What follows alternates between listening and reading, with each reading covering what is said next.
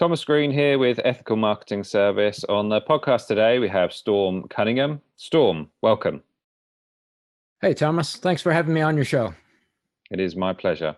Would you like to take a moment and tell the audience a little bit about yourself and what you do?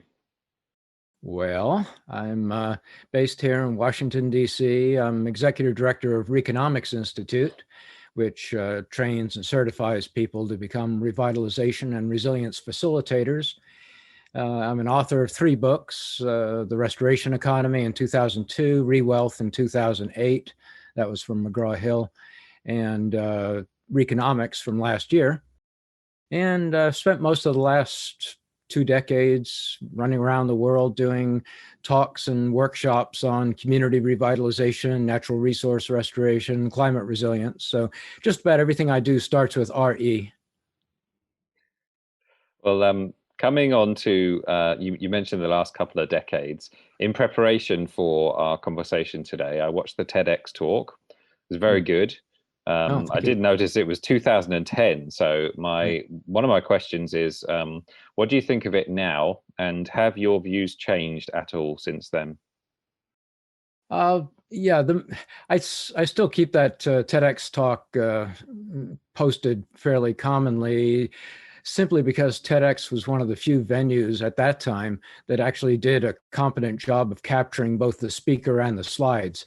Back in those days, most conferences only had one camera, and you could get the speaker or the slides. If you tried to get both, it was a washout because your f-stops were different for each. Lighting was different. And so when I do a talk, I'm very PowerPoint intensive. Virtually everything I say is based on what you're seeing on the screen, because revitalization, restoration, these sorts of things are very dramatic. You're talking about taking a place from desolation or dysfunction to health and vibrance, and whether you're talking about an ecosystem or a part of a city, that's the before and afters are very very important. So all the basic concepts that I introduced in that TEDx talk were based on the concepts of my first book, which came out 10 years before that. And I've been kind of surprised that, I'm not an academic. That wasn't an academic book, The Restoration Economy, but it was the first book to document the rise of all these different fields of restorative development. I broke them down into 8 sectors, 4 of them on the natural side, fisheries, watersheds, agricultural restoration, what's called regenerative agriculture these days, and ecosystem restoration, which focuses on increasing biodiversity. And then on the built side, it was catastrophe and war reconstruction, brownfields cleanup and redevelopment, infrastructure renewal, and historic or heritage restoration.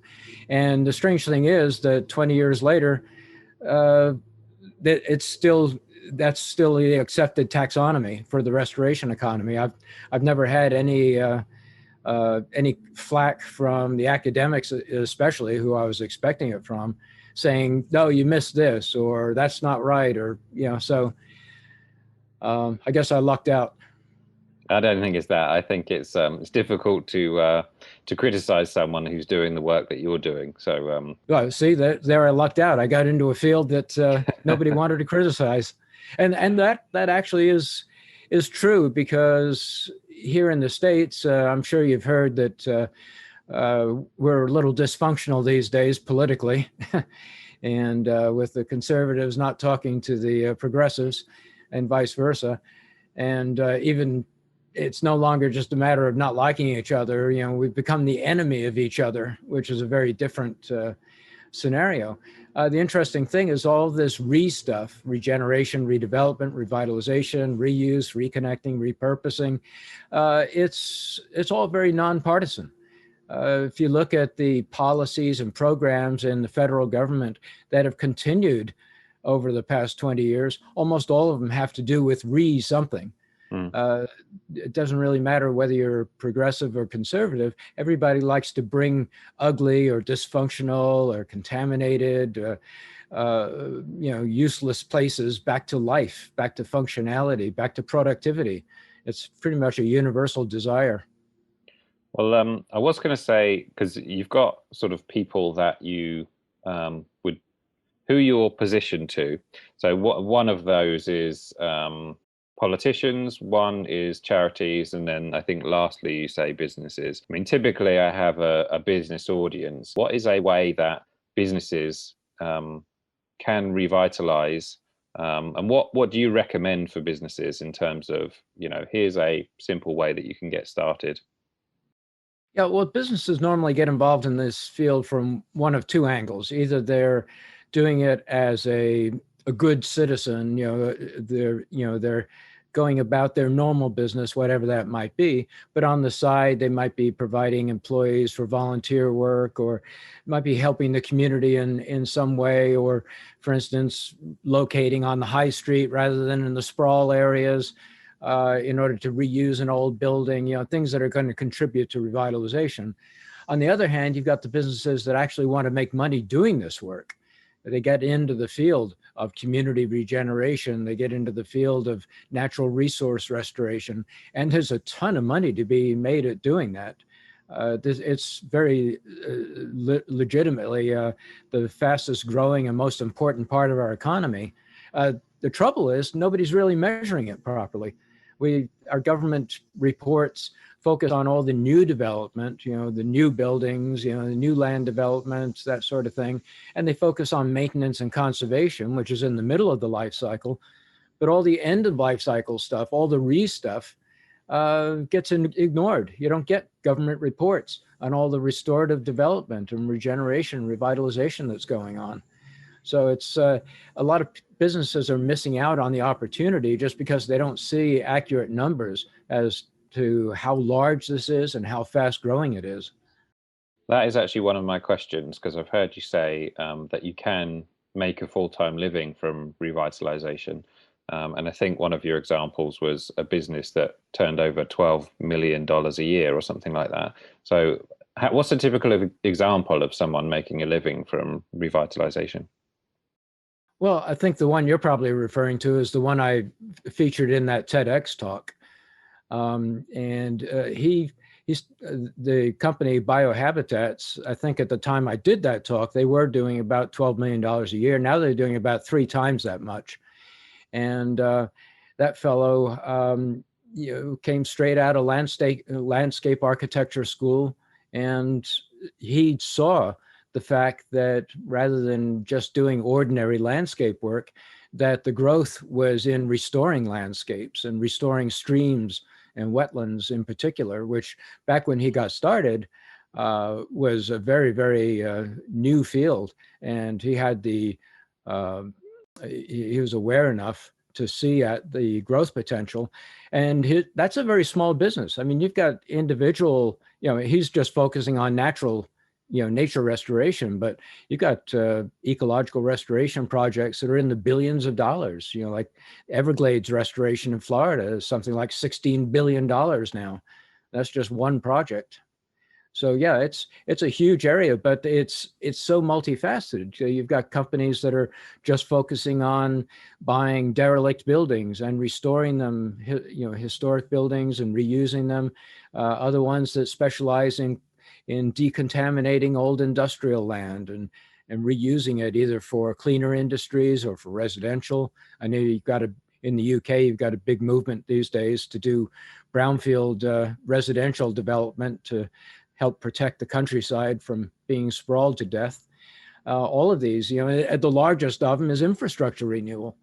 If you look at infrastructure in terms of all the stuff that connects the world and allows for flows, flows of traffic, flows of water, flows of power, flows of information, flows of people, that's trillions of dollars in itself. And we've got a multi-trillion-dollar backlog of infrastructure renewal, and every one of these is a business opportunity. I see some of what you referred to as like a refurbishment. So taking old buildings and refurbishing it. Is that an incorrect definition? That's absolutely one of the many areas, but and it's not even one of the larger areas, even though it's one of the more commonly known because older buildings are so visible. People love them in many cases, and they certainly love seeing them be brought back to life and beauty. But it's well known primarily because they're in people's face all the time. What you don't see are the more invisible forms of restoration, such as fishery restoration. And fisheries comprise 10% of the entire global economy. Interesting. I've seen planting trees recently as an example of revitalization, and there's been some quite influential people who have gotten behind the concept of planting trees. And there's also a search engine. I'm not sure if you've heard of it, Ecosia, and they basically give, I think it's 80% of their profits to not-for-profit organizations, and they claim to have planted 110 million trees since they started. Any thoughts on that particular concept, that example? Yeah, there are all kinds of tree planting organizations, even companies down in Australia. There's one called, what is it, Green Fleet, that's been planting trees for probably 15 years now. Primarily, they're originally a carbon credit organization. So that was their whole business model, is that they would sell carbon credits for their reforestation activities. But they very quickly realized that they didn't have to limit themselves to that agenda. So now they're promoting the wildlife and biodiversity restoration, endangered species, oftentimes even locally extinct species that are now being brought back to the various states in Australia as a result of this new habitat they're creating. So it's, tree planting's one of those things, like any aspect of development or even restorative development. You can do it well or you can do it badly. There are people who do restoration badly. There are people who clean up brownfields, but don't clean them up very well. So there's too much contamination left in the ground. You've got tree planting examples all over the world, including the Chinese. I mean, Chinese have planted literally billions of trees by hand. And in most of it, in order to try to hold back the expansion of the Gobi Desert, that whole region was desertified because they chopped down all their trees. But in the early days anyway, they were doing a very, very bad job of it. And over 80% of the trees they were planting were dying. And even now, there are many of these massive tree planting efforts, especially in Africa, where you've probably seen some of the headlines in the last few years about countries that have committed to planting 1 billion trees or 2 billion trees. But you look at their efforts, and in many cases, more than half of the trees are dead just a year later, because in many cases it's politically motivated. They want the activity, they want the headlines, but they're not committing the funds that are necessary to actually maintain and water these trees. Other ones use the wrong trees. They plant commercially valuable trees, but they're not native, so they're not really helping the local ecology, the biodiversity in any way. I've seen one, mangrove restoration is one of the most important, maybe the most important form of reforestation in the world today. And I've seen places that were so hungry and so laser focused on getting more mangroves that instead of just planting them in places where they had been destroyed and bringing these dead spots back to life like old shrimp farms, they were actually going into healthy ecosystems like turtle grass beds and ripping up or not necessarily ripping up the turtle grass, but planting mangroves there, which in a few years are going to shade the turtle grass and kill it off and wipe out a valuable ecosystem. So yeah, you can do all kinds of good things badly. Well, it's fun. What I picked up on there on your example about the planting of trees is you may have planted it, but it doesn't necessarily mean that you get a tree out of it. You've just pledged to plant it, which I thought interesting on the wording there. But have you given any thought to, or maybe had discussions around the concept of, in business anyway, the self-interest side of having a cause this type of thing. So if someone is, let's say, this doesn't really appeal to me or whatever about doing something for someone else, there is, I think, a self-interest from saying as a company, this is what our cause is and this is what we support, and that can have a beneficial impact on your company because others can see that you're supporting a good cause. Have you had any conversations like that? Yeah, I'm not a huge fan of all these grand mission statements and visions that companies come up with, because in many cases they're very self-serving. They're very uh, superficial. Uh, to me, it's much more valuable to actually be in a business that's making the world better. Mm. And if the way you make your money is leaving cities healthier or nature healthier or natural resources more productive, who needs a fancy vision statement? The work itself speaks for itself. You're actually having the impact, and you don't have to focus so much on the words. Do you think that picking a cause, for lack of a better term, is subjective, or do you think, like as a typical business, like a service-based business, for example, who's not currently doing something, do you think that there's an easy way for them to get started, or do you think it's subjective based on what your preferences are? Well, if you're in a business that doesn't inherently restore, revitalize the world in some way, then sure, add some values, add some principles to your culture that will help make the business, if not less destructive, then at least more socially friendly in some way, more inclusive. But if you're actually going to be in the business of making the world a better place, you're going to earn your living from it, then it's more important than just to be as successful as possible. Mm. So actually spend time, full time, in that particular endeavor. Yeah, that's what we do at RECONOMICS Institute with individuals, primarily consultants, lawyers, architects, engineers, planners, people who want to start specializing in helping communities come back to life. And there's a tremendous failure rate, probably about 90% in revitalization, regeneration, resilience initiatives around the world.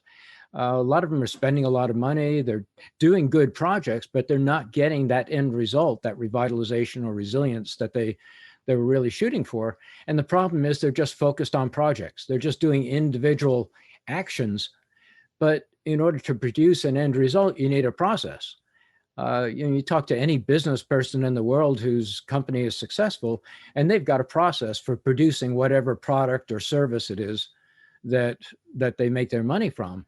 But you talk to community leaders and ask them, well, what's your process for producing revitalization or your process for producing resilience? And they'll just look at you blankly saying, what do you mean process? You can't have a process for that. You just do a lot of good stuff and hope for the best.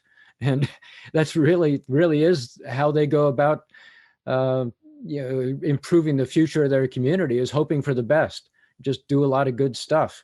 And that's not very responsible. So what we teach at RECONOMICS Institute, we actually certify people as revitalization and resilience facilitators. And the primary thing they bring to the table is knowledge of a reliable, what we call a minimum viable process. You have to have at least this in place if your community is going to successfully revitalize or become more resilient. You can add to it, but you can't take away. There's a certain minimal process that is needed. I'm interested in how you got into this particular field, what your motivations are, and then also kind of coming back to the TEDx talk for a moment, whether or not you feel like are you happy with what you've achieved in the last decade, and what your outcomes are? It's kind of something you touched on a moment ago, which was, are people actually achieving a particular outcome? Have you got any favorite, should we say, examples of things that have happened and also what are your motivations?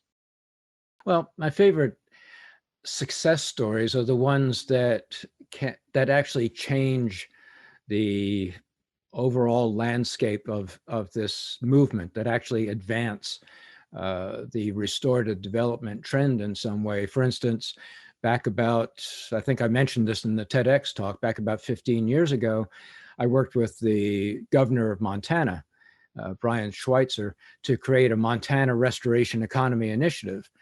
And the most important thing to come out of that was about 3 years later, they actually produced a report that documented the return on investment that Montana got from their investments in restoring their rivers, their watersheds, cleaning up their brownfields.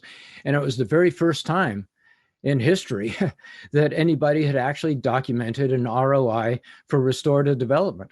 And that was important because now everybody's doing it. You can see, like in the U.S., we've got the Brownfields program from the U.S. Environmental Protection Agency, and they've documented a minimum of about let's see, it's about an 8-to-1 return on investment for every dollar, public dollar that's put into brownfields assessment and cleanup. It attracts 8 private dollars for the redevelopment and revitalization of that land. And other cities and states have documented their own, and some are much more effective. For instance, Minnesota has documented a 44-to-1 ROI. For every public dollar that the state of Minnesota puts into brownfields, it attracts 44 private dollars for community revitalization. And that's really important stuff, because when people see the ROI, it's so much easier for them to dedicate funds to restoring the planet in some way or restoring their local community. And your the reason why you're doing what you're doing, your motivations? Oh, it's purely selfish. I get a tremendous kick out of seeing anything that's unhealthy come back to life. My wife is a doctor of Oriental medicine, so she gets the same kick. In fact, her practice is called wellness restoration, and we just love seeing health bloom. Where there was death and destruction, and it's just so personally satisfying. It's almost virtually ecstatic. And so, yeah, it's a very selfish sort of thing. That's kind of the best version of selfish I've ever heard. So, yeah, have you got any what are people's misconceptions about what you do? Well, probably the biggest misconception is that I work for a living, uh, or that I really do anything useful. The fact is that all I really do is talk about and write about people who are doing this sort of work. I've occasionally gotten involved hands-on in a few environmental restoration projects. In fact, I got my start helping to restore coral reefs down in Jamaica. This is what got me started in this whole field of restorative development, and eventually led to my first book. But for the most part, all I do is write about and talk about people who are doing restorative development. I don't actually hands-on do any of this stuff. So that's the biggest misconception. Have you done any tracking of the kind of influence you've had as a result of your work? Well, that's probably the most frustrating part of my work, is that I normally get involved in the very beginning. I help people or communities establish a process. I help them, create an ongoing program, create a shared vision of their future, help them create strategies, help them create partnerships. But, it usually ends right about there. And it often takes years before that work turns into actual projects. And by that time, I'm usually not involved anymore because I don't do projects. I'm not an architect. I'm not a planner. I'm not an engineer. Like I said, I don't do that kind of useful hands-on work. So I've done it. I've done these talks and workshops, in hundreds of cities all over the world. But as a result, I kind of lose track of them. I'm always working somewhere new and kind of lose track of what's been happening in the places I used to work in. And a lot of times you get the old problem of changes of political administration, where no matter how good the previous administration's projects might be, the new administration, especially if it's of a different political party, wants to just kill it for fear that if it succeeds, it'll help that party get back into power again. Yeah, that's unfortunate. Anything that you're particularly proud of? Well, I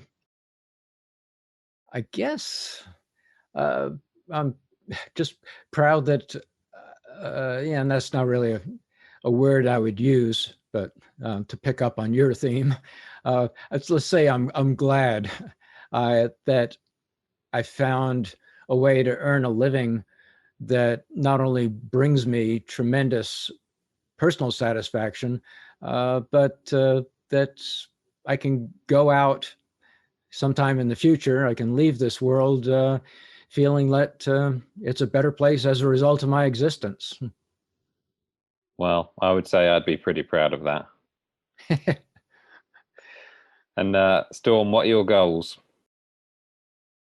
My goal is to keep on doing this for at least another 30 years. Well, I'd say that's a pretty good goal. That's my opinion, anyway. Oh, thank you. Is there something that you feel would be of value to the audience that I haven't asked you about today? Well, you could ask them what book they should be reading. Got to be self-serving to some degree. So yeah, if somebody doesn't want to actually go to reconomics.org and become a certified revitalization and resilience facilitator, at least buy the book.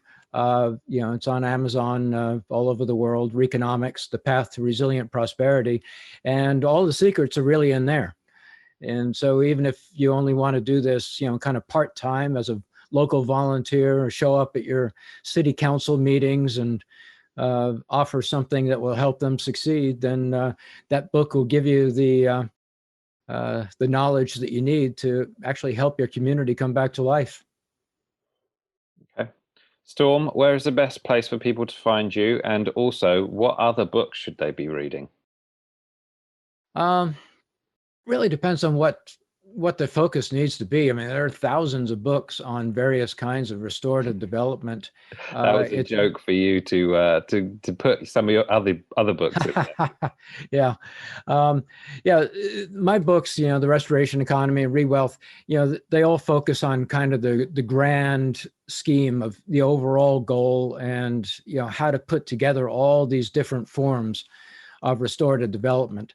But if you want to dive into the details, there are literally thousands of books out there about how to restore fisheries, ecosystems, watersheds, buildings, brownfields, that sort of thing. But if you just want to find a link to go to all of these different sites, the books, the organizations, just go to stormcunningham.com. That's my public speaking site. And the links to all of these activities are on that one site. Brilliant. Well, keep up the good selfish work, and thank you very much for your time. Oh, thank you, Thomas. I enjoyed it.